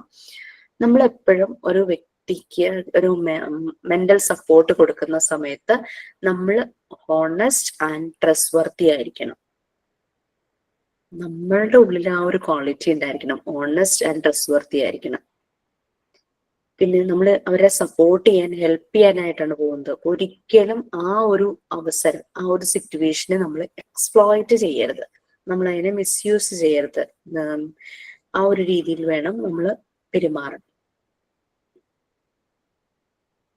നമുക്ക് ഒരു പക്ഷേ ഈ വ്യക്തി പറയുന്ന കാര്യങ്ങളെ കുറിച്ച് നമുക്ക് ചില അഭിപ്രായങ്ങളും ഉണ്ടാകും, അല്ലെ? നമ്മൾക്കത് കേൾക്കുമ്പോൾ നമുക്ക് ചിലതൊക്കെ കാര്യങ്ങൾ നമ്മുടെ ഉള്ളിൽ തോന്നും. പക്ഷെ നമ്മൾ ഒരിക്കലും അത് എക്സ്പ്രസ് ചെയ്ത് മുൻവിധിയോടുകൂടി അയാളോട് സംസാരിക്കരുത്. കുറച്ചു മുമ്പ് പറഞ്ഞില്ലേ, ഇപ്പൊ എന്റെ ഫിയർ ആയിരിക്കില്ല വേറൊരാളുടെ ഫിയർ. എന്റെ ഒരു ഇമോഷൻസിന്റെ ആ ഒരു ഞാൻ മാനേജ് ചെയ്യുന്ന പോലെ വേറൊരാള് മാനേജ് ചെയ്യുന്നത്. അതുപോലെ തന്നെ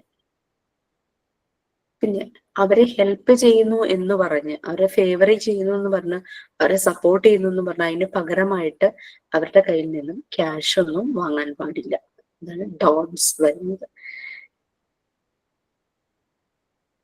പിന്നെ സംടൈംസ് ചിലപ്പോൾ നമ്മൾ ഇവരെ കേൾക്കാനും ഇവരെ സപ്പോർട്ട് ചെയ്യാനായിട്ട് ചെല്ലുമ്പോൾ അവര് ചിലപ്പോൾ പറഞ്ഞല്ലോ ഇൻഡിഫറൻ്റ് ആയിട്ട് പെരുമാറാം. അവര് പറയും എനിക്ക് ഹെൽപ്പ് ഒന്നും വേണ്ട എന്നൊക്കെ പറഞ്ഞ് വളരെ ഇൻഡിഫറൻ്റ് ആയിട്ട് നമ്മളോട് പെരുമാറാം. അത് അങ്ങനെ സംഭവിക്കാനിടയുണ്ട്. അത് കേൾക്കുമ്പോൾ നമ്മൾ ദേഷ്യപ്പെട്ട് അവരോട് ആ ദേഷ്യം കാണിച്ച് വരികയല്ല വേണ്ടേ, വളരെ കാമായിട്ട് നമ്മൾ അവരോട് പറയണം, ഏത് സമയത്താണോ ഹെൽപ്പ് ആവശ്യം, സപ്പോർട്ട് ആവശ്യം, വിളിച്ചാൽ മതി, ഞങ്ങൾ ഇവിടെ ഉണ്ടാകും എന്നൊരു ഉറപ്പ് കൊടുക്കണം. മേ ബി അപ്പോഴത്തെ അവരുടെ ആ ഒരു മൂഡിൽ അവർക്കത് അക്സെപ്റ്റ് ചെയ്യാൻ പറ്റാത്തതുകൊണ്ടായിരിക്കും അങ്ങനെ സംസാരിക്കുന്നത്. പിന്നീട് അവര് എനിക്കൊരു സപ്പോർട്ടിന് ഒരാൾ വേണം എന്ന് തോന്നുമ്പോൾ നമ്മൾ ഓർക്കണം, അല്ലെ? അപ്പൊ പറഞ്ഞിട്ട് പോവാം, എപ്പോ വേണമെങ്കിലും നിങ്ങൾക്ക് കോണ്ടാക്ട് ചെയ്യാം, ഞങ്ങൾ ഉണ്ടാവും ഹെൽപ്പ് ചെയ്യാൻ എന്നുള്ള രീതിയിൽ പറയും. പിന്നെ അവരോട് ഫോൾസ്, ഫേക്ക് ആയിട്ടുള്ള പ്രോമിസ് ഒന്നും ചെയ്യാതിരിക്കുക, വാഗ്ദാനങ്ങൾ വെറുതെ കൊടുക്കാതിരിക്കുക, ഫോൾസ് ഇൻഫർമേഷൻസ് പ്രൊവൈഡ് ചെയ്യാതിരിക്കുക. പിന്നെ നമ്മളുടെ കഴിവ്, നമ്മളും അവരെ പോലൊരു മനുഷ്യനാണല്ലേ, അപ്പൊ നമുക്ക് ഭയങ്കര സ്കിൽസ് ഉണ്ടെന്നുള്ള രീതിയിൽ എക്സാജറേറ്റ് ചെയ്ത് വലുപ്പം കൂട്ടി കാണിക്കാൻ ശ്രമിക്കാതിരിക്കുക. പിന്നെ അവരോട് വളരെ അപ്രോപ്രിയേറ്റ് ആയിട്ട് ബിഹേവ് ചെയ്യുക. കാരണം നമ്മുടെ മുന്നിലിരിക്കുന്ന വ്യക്തിയുടെ കൾച്ചർ, ഏജ്, ജെൻഡർ, അയാൾക്ക് ഏത് പ്രായം, പല പ്രായത്തിലുള്ളവരുണ്ടാകാം, സ്ത്രീയാകാം, പുരുഷനാകാം, അല്ലെങ്കിൽ ട്രാൻസ്ജെൻഡർ വരെ ആകാം. അങ്ങനെ ഏത് ജെൻഡറിലുള്ള ആളാണെങ്കിലും അയാളുടെ കൾച്ചർ ഒരു പക്ഷേ വളരെ ഡിഫറെന്റ് ആയിട്ട് എൻറ്റയർലി വേരിയസ് ആയിട്ടുള്ള ഒരു കൾച്ചറിലുള്ള ഒരു വ്യക്തിയാകാം. എന്ത് തന്നെയായാലും അതിനെല്ലാം റെസ്പെക്ട് ചെയ്ത് അയാളോട് പെരുമാറുക, അപ്രോപ്രിയേറ്റ് ആയിട്ട് പെരുമാറുക.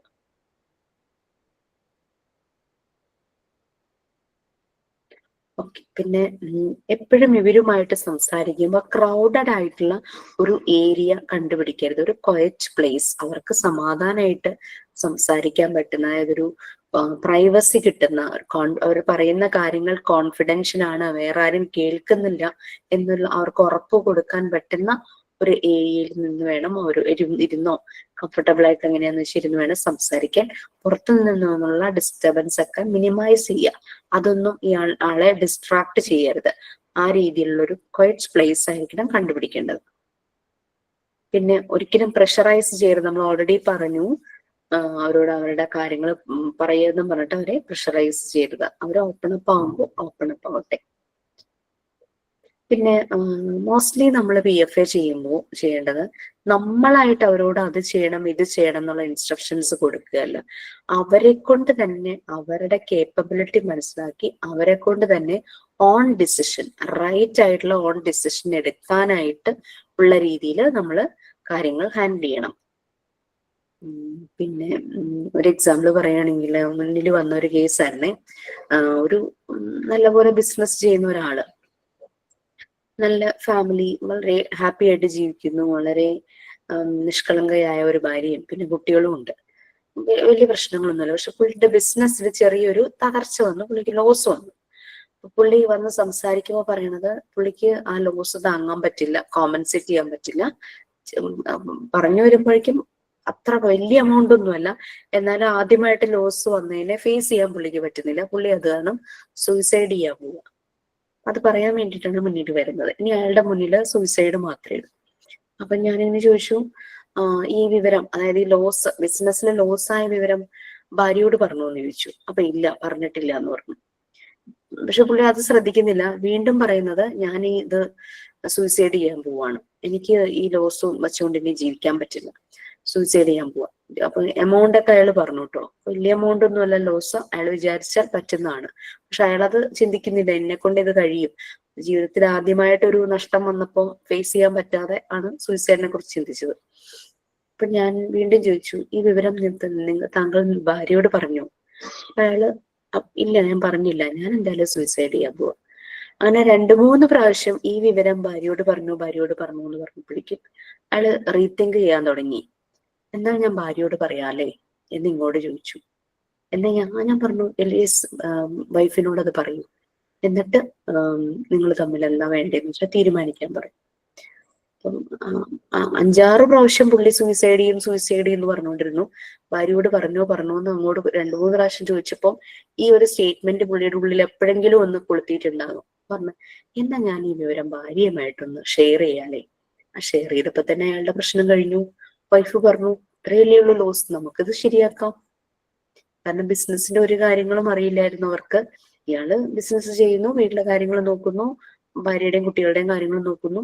അവര് വീട്ടിലെ കാര്യങ്ങളും ഇയാളുടെ കാര്യങ്ങളും കുട്ടികളുടെ കാര്യമൊക്കെ നോക്കി ഇങ്ങനെ അവര് കഴിയുന്നു. ഇയാളുടെ ബിസിനസ്സിൽ ഉയർച്ച താഴ്ചയൊന്നും അവരറിയണില്ല. പക്ഷെ ഒരിക്കൽ നഷ്ടം വന്നപ്പോൾ അയാൾക്കത് സഹിക്കാൻ പറ്റിയില്ല. അയാളത് അതിന് പകരം ജീവിതം തീർക്കാനാണ് നോക്കിയത്. അപ്പൊ ഈ പുള്ളി സൂയിസൈഡ് എന്ന് പറയുമ്പോ ഞാൻ ആ ഭാഗത്തേക്കേ ശ്രദ്ധിക്കുന്നില്ല. ഞാൻ ചോദിച്ചു, ഈ വിവരം ബിസിനസ്സിലെ നഷ്ടം നിങ്ങൾ ഭാര്യയോട് പറഞ്ഞു? പല പ്രാവശ്യം ചോദിച്ചു കഴിഞ്ഞപ്പോ യെസ്, ഞാൻ എന്നാ ഭാര്യയോട് പറയാല്ലേ. ചിലപ്പോ നമ്മളുടെ ആ ഒരു സ്റ്റേറ്റ്മെന്റ് ആയിരിക്കാം അവരെ റീതിങ്ക് ചെയ്യിക്കണത്. അപ്പൊ അങ്ങനെ ഭാര്യയോട് പറഞ്ഞു. അവർ 2 പേരും കൂടെ പിന്നെ കാണാൻ വന്നു. ഭയങ്കര ഹാപ്പി ആയിട്ട് അവരത് സോൾവ് ചെയ്തു. ആ ഒരു ലോസ് അവർ സോൾവ് ചെയ്തു 2 പേരും കൂടെ. അവരുടെ കയ്യിലുണ്ടായിരുന്ന ഗോൾഡോ എന്തൊക്കെയോ ചെയ്ത് അവരത് കടമൊക്കെ അവർ മാറ്റി തിരിച്ച് ബിസിനസ് നല്ല രീതിയിൽ ചെയ്യുന്നു. അപ്പൊ ഇതാണ് നമ്മള് ഒരാള് ആ ഒരു സമയത്ത്, ആ ഒരു ഇൻസ്റ്റന്റിൽ അവർക്ക് തോന്നുന്ന ഒരു ചിന്തയാ, യെസ് ലൈഫ് അങ്ങ് തീർത്തേക്കാം. അത് ഒരാളോട് ഷെയർ ചെയ്യാൻ പറ്റിയൊരു സമയം കിട്ടുവാണെങ്കിൽ ഡെഫിനറ്റ്ലി അത് തന്നെയായിരിക്കാം. നമ്മുടെ വീട്ടിലുള്ള നമ്മുടെ ലൈഫ് പാർട്ട്ണറോ ചിലപ്പോൾ നമ്മുടെ ചില കുട്ടികൾ നല്ല ബോൾഡല്ലേ, അവരോട് എനിക്ക് ഇങ്ങനെ ഒരു ഇഷ്യൂ ഉണ്ട്, ഞാൻ വരും, ഭയങ്കര ടെൻഷനാന്ന് പറയുമ്പോഴേക്കും വളരെ സിമ്പിൾ ആയിട്ട് അവരായിരിക്കും ചിലപ്പോ സൊല്യൂഷൻ തരുന്നത്. അല്ലെങ്കിൽ നമ്മുടെ അമ്മയായിരിക്കും, മദറിനോ അല്ലെ ആരായാലും എന്താന്ന് വെച്ചാൽ നമ്മുടെ ഒരു സുഹൃത്ത്. നമ്മളിത് ഷെയർ ചെയ്യാതിരിക്കുന്നിടത്തോളം കാലം നമ്മുടെ ഉള്ളിൽ കിടന്ന് നമ്മൾ വേറെ വല്ലതും ചിന്തിക്കും. ഓക്കെ, പ്രൈവസി അങ്ങനെയുള്ള കാര്യങ്ങൾ. പിന്നെ ഇവരുടെ കാര്യങ്ങൾ കോൺഫിഡൻഷ്യൽ ആയിട്ട് പറയണം, അവരുടെ പേരുകൾ വെളിപ്പെടുത്താതിരിക്കുക, അങ്ങനെയുള്ള കാര്യങ്ങൾ.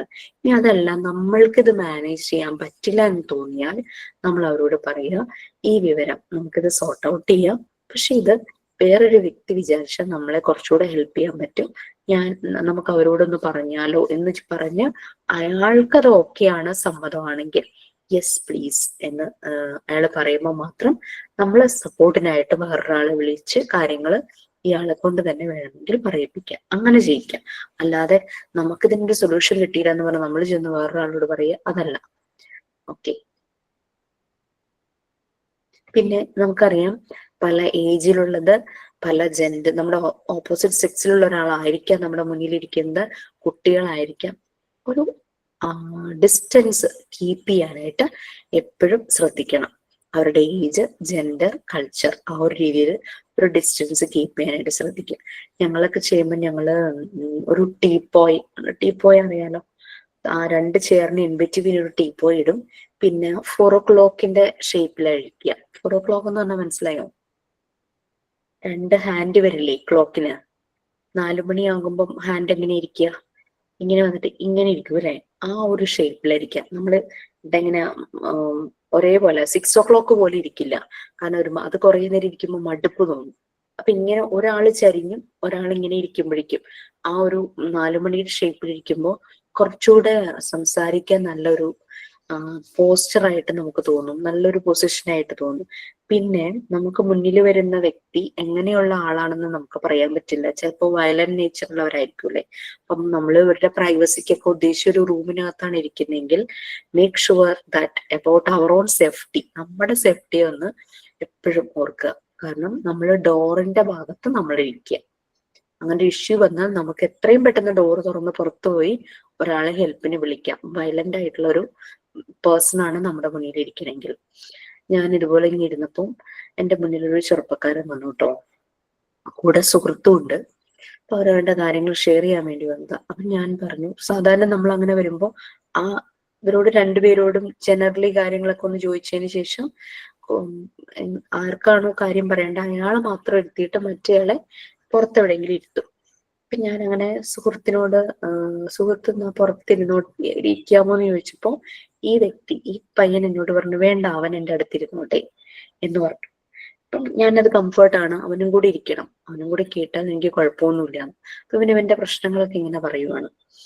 അപ്പൊ ഇവന് ശരിക്കും ഒരു ഹാലുസിനേഷൻ പോലെയൊക്കെ ഒരിതാണ്, ഒരു ഭയങ്കര ആങ്സൈറ്റി ഇഷ്യൂസ് ഉണ്ട്, അങ്ങനത്തെ ഒരു ആങ്സൈറ്റി ഡിസോർഡർ പോലെ. അപ്പം ടേബിളില് പേന ഉണ്ടായിരുന്നു, ഇങ്ങനെ നിപ്പുള്ള പേന. അപ്പൊ പേന ഇവൻ കയ്യിലെടുത്തിട്ട് എന്നോട് പറയുവാണ്, എനിക്കിങ്ങനെ ഇപ്പൊ സാധനങ്ങളൊക്കെ കയ്യിൽ കിട്ടുമ്പോ മുന്നിലിരിക്കുന്ന ആളെ ഉപദ്രവിക്കാനുള്ള ഒരു ടെൻഡൻസി വരും. അതുകൊണ്ടാണ് ഞാൻ എൻ്റെ സുഹൃത്തിനോട് എൻ്റെ അയാൾ അവെയറാണ് അതിനെ കുറിച്ച്, പക്ഷെ ഇതുവരെ അങ്ങനെ ആരും ഉപദ്രവിച്ചിട്ടില്ല. അങ്ങനെ ഒരു ടെൻഡൻസി വരും. അപ്പോ അതുകൊണ്ടാണ് ഫ്രണ്ട് അടുത്തിരുന്നോട്ടെ എന്ന് ഞാൻ പറഞ്ഞത്. മാഡത്തിന് എങ്ങാനും ഞാൻ ഈ പേന വെച്ച് കുത്തുവോ വല്ലതും ചെയ്തു കഴിഞ്ഞാൽ അതുകൊണ്ടാണ് സുഹൃത്തിനോണ്ടിരിക്കാൻ പറഞ്ഞത്. ഇതുവരെ ഞാൻ അങ്ങനെ ചെയ്തിട്ടില്ല.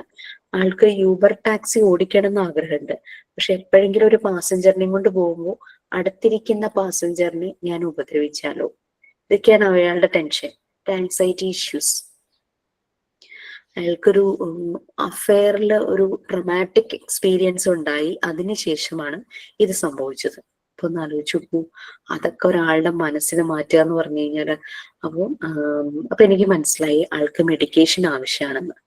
ഞാൻ ലിസണിങ് മാത്രമേ ചെയ്യുള്ളൂ, എനിക്ക് തെറാപ്പി വശമില്ല, മെഡിക്കേഷന് വശമില്ല. അപ്പൊ ഞാൻ പറഞ്ഞു, എത്രയും പെട്ടെന്ന് നിങ്ങൾക്ക് മെഡിക്കേഷൻ ആവശ്യമുണ്ട്, നിങ്ങൾ അത് കറക്റ്റ് ചെയ്യുക, മെഡിസിൻ കഴിച്ച് ആ ഒരു വന്നിരിക്കുന്ന സൈക്കാട്രിക് ഡിസോർഡർ കറക്റ്റ് ചെയ്യുക എന്ന് പറഞ്ഞ് അയാളെ റെഫർ ചെയ്ത് വിട്ടു. പിന്നെ എന്തായാലും എനിക്ക് അറിയില്ല, വളരെ എനർജറ്റിക് ആയിട്ടുള്ള ഒരു ചെറുപ്പക്കാരനായിരുന്നു. പക്ഷെ അയാൾ അവെയർ ആണ് അയാളുടെ പ്രോബ്ലത്തെ കുറിച്ച്, ബട്ട് അതുകൊണ്ട് പുറത്തിറങ്ങാതെ ഇരിക്കുന്നു. അയാൾക്ക് പിന്നെ എന്ത് സംഭവിച്ചു എന്നുള്ളത് എനിക്ക് അറിയില്ല. അതാണ് നമ്മളിപ്പോ ശ്രദ്ധിക്കണം. നമ്മൾ ഭയങ്കര കമ്പാഷൻ, ലവ് എല്ലാം കൊണ്ട് നമ്മൾ ഇതൊന്നും ശ്രദ്ധിക്കാതിരിക്കരുത്. നമ്മുടെ സേഫ്റ്റിയെ കുറിച്ച് നമ്മൾ ശ്രദ്ധിക്കണം. നമ്മൾ ഒരാൾക്ക് PFA പ്രൊവൈഡ് ചെയ്യുമ്പോൾ അത് ലൈക്ക് നമ്മുടെ വീട്ടിലുള്ള ഒരാളും നമ്മുടെ ഫ്രണ്ടും ആണെങ്കിൽ ഓക്കെ, പ്രോബ്ലം ഇല്ല, നമുക്ക് അറിയാവുന്ന ഒരു സർക്കിളിലല്ലേ നമ്മൾ ചെയ്യുള്ളൂ. അതേസമയം നമ്മൾ എവിടെയെങ്കിലും ഇതുപോലെ വോളണ്ടിയർ ആയിട്ട് പോയി ഞാൻ സപ്പോർട്ട് ചെയ്തോളാം എന്ന് നമ്മൾ സ്വന്തം ഇഷ്ടപ്രകാരം ചെയ്യുമ്പോൾ നമുക്ക് ആദ്യമായി കാണുന്ന ഒരു വ്യക്തിയായിരിക്കാം, അയാളുടെ രീതികൾ അറിയില്ല. അതുകൊണ്ട് എപ്പോഴും നിങ്ങളുടെ സേഫസ്റ്റ് സൈഡ് നോക്കുക, അതിനനുസരിച്ച് നമ്മൾ ഇരിക്കണം. നമുക്ക് എന്തെങ്കിലും ഒരു ശരിയല്ല എന്ന് തോന്നുന്ന ഒരു സന്ദർഭത്തിൽ പുറത്തേക്ക് നമ്മൾക്ക് ഇറങ്ങാൻ, അങ്ങനെ ഈ ഒരു ടീപ്പോയുടെ ഒരു ഡിസ്റ്റൻസ് തമ്മിൽ വേണമെന്ന് പറയുന്നത്. പിന്നെ ഒരിക്കലും അവരെ ജഡ്ജ് ചെയ്യരുത്, അവർ ചെയ്ത കാര്യങ്ങൾ അതിനെ കുറിച്ചൊന്നും ജഡ്ജ് ചെയ്യരുത്. പിന്നെ അവരോട് പറയരുതോ അങ്ങനെയൊന്നും ചിന്തിക്കേണ്ട ആവശ്യമില്ല, എത്രയോ ആൾക്കാർ ഇതിലും നല്ല രീതിയിൽ ഇങ്ങനെ ഇതിലും വലിയ കാര്യം സംഭവിച്ചു, അങ്ങനെ ഒരിക്കലും പറയരുത്. കാരണം ഒരാളുടെ ഫിയർ അല്ല വേറൊരാളുടെ ഫിയർ, ഒരാളുടെ ഗ്രീഫ് അല്ല വേറൊരാളുടെ ഗ്രീഫ്. പിന്നെ നമ്മൾ കേൾക്കുന്നുണ്ട്, നമ്മൾ ചുമ്മാ ഇരിക്കുകയല്ല, നമ്മൾ കേൾക്കുന്നുണ്ട് എന്നുള്ളത് അവർക്ക് ബോധ്യം വരണം. അപ്പൊ അതിനനുസരിച്ച് നമ്മുടെ ഭാഗത്തുനിന്നൊരു റെസ്പോൺസ് ഇതാണ്, ലൈക്ക് നമ്മൾ തലയാട്ടോ, നമ്മളൊരു യെസ് ഓക്കെ അങ്ങനെയൊക്കെ നമ്മൾ ചെറിയ രീതിയിലുള്ള വാക്കുകൾ പറയാം. നമ്മൾ വളരെ പേഷ്യന്റ് ആയിട്ടും കാമായിട്ടും ഇരിക്കണം. പിന്നെ വളരെ ടെക്നിക്കായിട്ടുള്ള ടേംസ് ഒന്നും നമ്മൾ എന്തെങ്കിലും ഒന്ന് പറയുമ്പോൾ യൂസ് ചെയ്യരുത്. കാരണം പല കൾച്ചറിൽ നിന്ന് വന്നവരായിരിക്കുമല്ലോ. ഇത് നമുക്കറിയാത്ത കാര്യങ്ങളെ കുറിച്ച് നമ്മൾ സംസാരിക്കാതിരിക്കുക. അറിയില്ലെങ്കിൽ അറിയില്ല എന്ന് തന്നെ പറയുക. അവരെന്തിനെ കുറിച്ചെങ്കിലും ചോദിക്കുമ്പോൾ ഞാൻ വേണമെങ്കിൽ അത് എവിടെന്നെങ്കിലും മനസ്സിലാക്കിയിട്ട് പറഞ്ഞു തരാം എന്ന് നമുക്ക് പറയാം. പിന്നെ അവരുടെ പ്രശ്നങ്ങൾ പറയുമ്പോൾ നമ്മുടെ പ്രശ്നങ്ങൾ അവരോട് പറഞ്ഞുകൊണ്ടിരിക്കരുത്. അവർ നമ്മളെ ആശ്വസിപ്പിക്കേണ്ട ഒരു അവസ്ഥ വരരുത്. പിന്നെ അയാളുടെ എല്ലാ പ്രോബ്ലംസും ഞാൻ സോൾവ് ചെയ്തോളാം, അങ്ങനെയുള്ള ഫേക്ക് പ്രോമിസസ് ഒന്നും കൊടുക്കരുത്. എല്ലാം നമുക്ക് സോൾവ് ചെയ്യാൻ പറ്റിയെന്ന് വരില്ല. പിന്നെ ആ വ്യക്തിയുടെ സ്ട്രെങ്ത് മനസ്സിലായാൽ, ആൾക്ക് വീക്ക്നെസ് ഉണ്ടാവും, സ്ട്രെങ്ത്തും ഉണ്ടാവും. സ്ട്രെങ്ത് മനസ്സിലായാൽ അത് ചിലപ്പം അയാൾക്ക് ആ പൊട്ടൻഷ്യൽ ഉണ്ടായിട്ടും അയാൾ ഒന്നും ചെയ്യാണ്ടിരിക്കണ്ടാവും. അയാൾ അതിന് കേപ്പബിൾ ആണെന്ന് മനസ്സിലാക്കി കൊടുക്കാൻ നമുക്ക് പറ്റണം. പിന്നെ അയാള് സൈലന്റ് ആയിട്ട് ചിലപ്പോൾ കുറേ നേരം ഇരിക്കുകയായിരിക്കും. അലോ സൈലൻസ്, അത് നമ്മൾ പെർമിറ്റ് ചെയ്യുക, കുറച്ചു നേരം അങ്ങനെ ഇരിക്കട്ടെ. പിന്നെ ഒരിക്കലും നെഗറ്റീവ് ടേംസ് യൂസ് ചെയ്യരുത്. ലൈക്ക് നിങ്ങൾ എത്ര പൊട്ടനാണോ, നിങ്ങൾ എത്ര വിവരമില്ലാത്താണോ, ആ രീതിയിലുള്ള ടേംസ് ഒന്നും യൂസ് ചെയ്യരുത്. അത് ഈവൻ നമ്മളുടെ ഫ്രണ്ട്സും ഫാമിലിയിലുള്ളവരുമാണെങ്കിൽ. പിന്നെ ലൈക്ക് നമ്മളുടെ ഡ്രസ് കോഡ് വളരെ സിമ്പിൾ ആയിട്ടുള്ള നീറ്റ് ആയിട്ടുള്ള ഡ്രസ് ചെയ്യാം. നമ്മൾ യൂസ് ചെയ്യുന്ന ലാംഗ്വേജ്, അവരെ ഗ്രീറ്റ് ചെയ്യണമെങ്കിൽ ഗ്രീറ്റ് ചെയ്യാം. പിന്നെ ടച്ച്, അത് ആവശ്യമുണ്ടെങ്കിൽ മാത്രം ടച്ച്. കുട്ടികളൊക്കെ ആണെങ്കിൽ നമുക്ക് ടച്ച് ചെയ്യാം. നമ്മുടെ സെയിം സെക്സ് ആണെങ്കിലും സ്ത്രീകൾ തന്നെയാണെങ്കിലും നമുക്ക് ടച്ച് ചെയ്യാം. അല്ലാതെ ടച്ച് എന്നുള്ളത് നമ്മൾ കൂടുതൽ പ്രൊമോട്ട് ചെയ്യണ്ട. ഓക്കെ, അങ്ങനെയുള്ള കുറെ കാര്യങ്ങളൊക്കെയാണ് PFA ചെയ്യുമ്പോൾ നമ്മൾ ശ്രദ്ധിക്കേണ്ടതായിട്ടുള്ള കാര്യങ്ങൾ. PFAക്ക് 3 ആക്ഷൻ പ്രിൻസിപ്പിൾസ് ഉണ്ട്. Look, listen and link. ഇതാണ് 3 ആക്ഷൻ പ്രിൻസിപ്പിൾ. ലുക്ക്, അതായത് ഈ വരുന്ന വ്യക്തികളുടെ ബേസിക് നീഡ്സ്, അവരുടെ കൺസേൺസ് അതെന്തെല്ലാമാണെന്ന് ചെക്ക് ചെയ്യുക, അത് പ്രൊവൈഡ് ചെയ്യാനായിട്ടുള്ള കാര്യങ്ങൾ നോക്കുക, അവരുടെ സേഫ്റ്റി ഉറപ്പുവരുത്തുക, അങ്ങനെയുള്ളത്. പിന്നെ അവരെ കേൾക്കുക, ഹൃദയം കൊണ്ട് കേൾക്കുക, ലിസൺ, 3ാമത്തെ ആക്ഷൻ പ്രിൻസിപ്പിൾ. നെക്സ്റ്റ് ലിങ്ക്, അവരെ കണക്ട് ചെയ്യുക, അവർക്ക് കിട്ടേണ്ട സർവീസസ്, അതോറിറ്റീസ് അതെല്ലാമായിട്ട് അവരെ കണക്ട് ചെയ്യുക. ഇതാണ് ലിങ്കാണ് ശരിക്കും PFAയുടെ മേജർ പാർട്ട്. നമുക്ക് കേൾക്കാൻ പറ്റും, വളരെ ഇരുന്ന് കേൾക്കാൻ പറ്റും, പക്ഷെ അവർക്ക് വേണ്ടുന്ന സപ്പോർട്ട് ചിലപ്പോൾ നമുക്ക് കൊടുക്കാൻ പറ്റാതെ വരും. അപ്പൊ നമ്മൾ കറക്റ്റ് അവർക്ക് എന്തിലൊക്കെയാണോ സപ്പോർട്ട്, ഹെൽപ്പ് ആവശ്യം, ആ ഏരിയയുമായിട്ട് കണക്ട് ചെയ്യുക. ഇപ്പൊ സർട്ടിഫിക്കറ്റ് മുഴുവനും വെള്ളത്തിൽ പോയൊരു കുട്ടി, അതിനറിയില്ല സർട്ടിഫിക്കറ്റ് എങ്ങനെ തിരിച്ചെടുക്കണം, അപ്പൊ നമ്മൾ അതിനനുസരിച്ച് കണക്ട് ചെയ്യുക. വീട് മുഴുവനും ഒലിച്ചുപോയി, വീട്ടിലുണ്ടാക്കി വെച്ചതെല്ലാം നഷ്ടപ്പെട്ടു, അതെങ്ങനെ ഇനി തിരിച്ചൊരു റീഹാബിലിറ്റേഷൻ, അവരെ പുനരധിവസിപ്പിക്കണം, അതിന് ഏതൊക്കെ മാർഗങ്ങളിലൂടെ പോകണം, കണക്ട് ചെയ്ത് കൊടുക്കുക. അപ്പൊ ലിങ്ക് എന്നുള്ളതാണ്, ആ ഒരു ലിങ്ക് ചെയ്യുക എന്നുള്ളതാണ് ഇതിലെ മെയിൻ ആയിട്ട് കാര്യങ്ങൾ. അപ്പൊ ഈ ഒരു PDF ഞാൻ അയച്ചു തരാം. കുറേ കാര്യങ്ങൾ ഇതിനകത്തുണ്ട് വായിക്കാനായിട്ട്.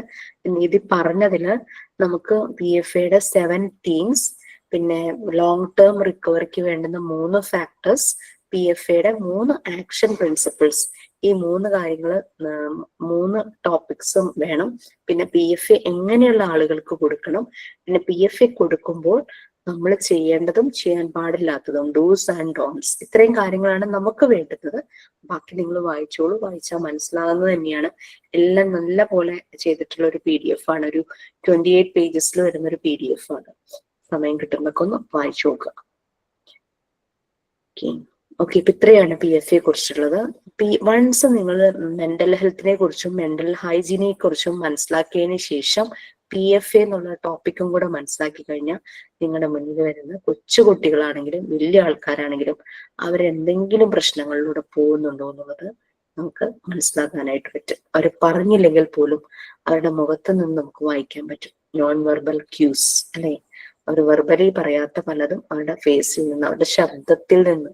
ചിലപ്പോൾ ശബ്ദം ഇടറുമ്പോൾ നമ്മൾ ചോദിക്കാറില്ല, ഈവൻ ഫോണിൽ സംസാരിക്കുമ്പോ എന്തു പറ്റി, ഭയങ്കര ക്ഷീണം, ശബ്ദം വല്ലാതെ ഉണ്ടല്ലോ, എന്തെങ്കിലും പ്രശ്നമുണ്ടോ, അങ്ങനെ ഒരു ചോദ്യം കേൾക്കുമ്പോൾ തന്നെ നമുക്ക് നമ്മളിപ്പോ പറയാനായിട്ട് ഇങ്ങനെ മടിച്ചിരിക്കണ വല്ല കാര്യമായിരിക്കും നമ്മുടെ ആ സുഹൃത്തിനോട് നമ്മൾ എക്സ്പ്രസ് ചെയ്യും. നമ്മുടെ ലൈഫ് പാർട്ട്ണർ രാവിലെ പോയപ്പോ കണ്ടതുപോലെയാണല്ലോ, എന്ത് പറ്റി നമ്മളോട് വൈകിട്ട് വരുമ്പോ ചോദിക്കുമ്പോൾ നമുക്ക് എക്സ്പ്രസ് ചെയ്യാനായിട്ട് പറ്റും. ഞാൻ ചില സമയത്ത് അത് പറഞ്ഞ എന്താ ചിരിക്കുന്നത്, ഞാൻ ചില സമയത്ത് ക്ലാസ്സിൽ വരുമ്പോ ഇതുപോലെ കുട്ടികളെ ചോദിക്കാറുണ്ട്, മിസ്സിന് എന്ത് പറ്റി, ഇന്ന് ഭയങ്കര ടയേർഡാണല്ലോ.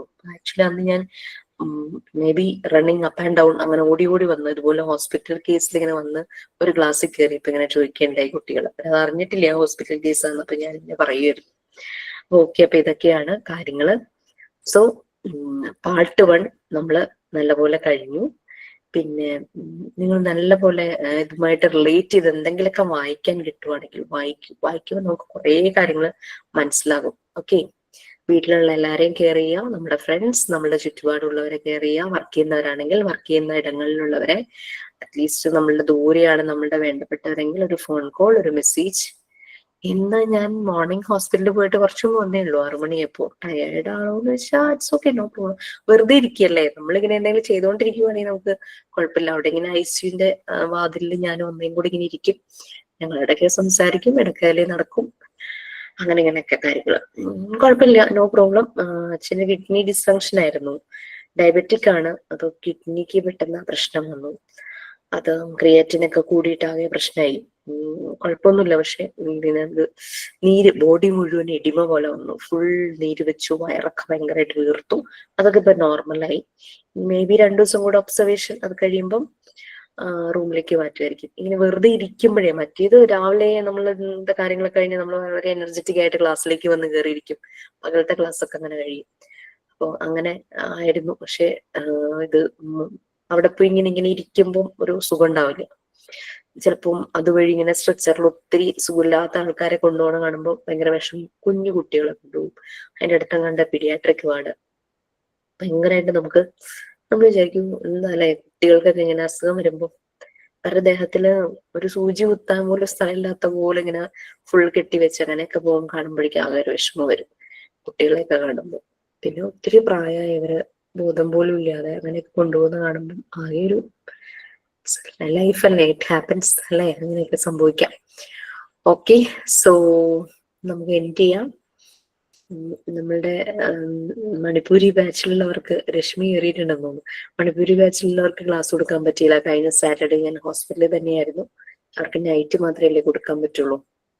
ഹോപ്പ്ഫുള്ളി ഈ സാറ്റർഡേ അവർക്ക് ക്ലാസ് പ്രൊവൈഡ് ചെയ്യാൻ പറ്റുമെന്ന് തോന്നുന്നു. ഓക്കെ ഫൈൻ, നമുക്ക് സൈൻ ഔട്ട് ചെയ്യാം. 8:30 അടുത്ത ബാച്ചിന് ക്ലാസ് ഉണ്ട്. Okay, so thank you. Hi, ma'am. I'm Rashmi here. Today I joined for the sign up. Today's time is okay for me. That's why I joined today's class. And after a long time with my friends, hope you all fine. Firstly, I pray to God that the speedy recovery from your difficult situation now you are going through. Your face shows you are very tired. And I was a little late today's class. I started from 7:30 onwards. But I well understand about the psychological situations we are facing, and also in child or adult, and what are the humanitarian things we do in that kind of situations. And what are sometimes we all going through some emotional feelings or sentimental feelings, and we support each other and keep our secured space in between we both, and just encourage them. If someone feel loneliness, if we know that, we just encourage them and we just listen them, give some protection to them. And so thank you to you, ma'am, for this patience and guidance. We well understand your class and we are so happy in your class, and so much thank you to you. And once again, take care you all. Thank you so much. Okay, thank you so much. Thank you, Rashmi. Okay, thank you all. Bye. Thank you, ma'am. Thank you, ma'am. Thank you, ma'am.